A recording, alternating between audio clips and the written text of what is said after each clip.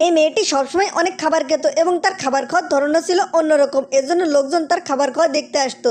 মেয়েটি শান্তি করে খাবার খাওয়ার জন্য রুফটপে উঠে যায়, কিন্তু সেভাবে এখানে কেউ হয়তো আসবে না। এরপর সে শান্তিতে খাবার খেতে থাকে, কিন্তু মেয়েটি জানতো না রুফটপ সবসময় খোলা থাকে শুধুমাত্র সিওর জন্য। এবং মেয়েটি যখন খাবার খাচ্ছিল, সিওটি তখন আয়নার কাছ দিয়ে মেয়েটির খাবার খাওয়া দেখছিল।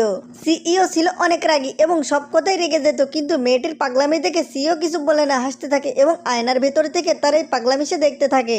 আসলে সিওর একটা অদ্ভুত রোগ ছিল, সে খাবার খেতে পারতো না, কিন্তু মেয়েটির খাবার খাওয়া দেখে সিও নিজে খেতে থাকে এবং তার অনেক ক্ষুধা বেড়ে যায়।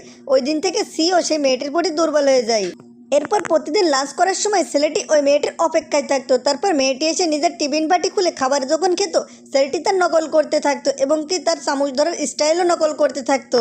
এরপর সিও একটি জন্মদিনের চিঠি লেগে এবং তার দোস্তর কাছে দেয় মেয়েটির কাছে পৌঁছে দেওয়ার জন্য, কিন্তু তার দোস্ত মেয়েটিকে পছন্দ করতে এজন্য নিজের নামে চিঠিটি তালিয়ে দেয়। মেয়েটি জন্মদিনের ইনভিটেশন পেয়ে অনেক খুশি হয়ে যায় এবং পরের দিন সেই ছেলেটি তাকে নিতে আসে। তারপর মেয়েটি যখন গাড়িতে বসতে যাবে, ভিতরে দেখে সিও বসে আছে, কিন্তু তার কোনো উপায় ছিল না, এজন্য সে সিওর সাথে গাড়িতে বসে যায়। কিন্তু মেয়েটি কোনোভাবেই জানতো না এইসব প্ল্যানগুলো সব সিওর কথা মতো হচ্ছে। এরপর তারা যখন সেখানে পৌঁছে যায়, পৌঁছানোর পরপরই সিও তার মনের কথা বলে দেয়। এরপর সিও সাথে সাথে মেয়েটির হাত ধরে ফেলে এবং তার হাত ধরে সেই পার্টিতে উপস্থিত হয়ে যায় এবং সকলের সামনে গিয়ে তাকে শো আপ করে দেয়।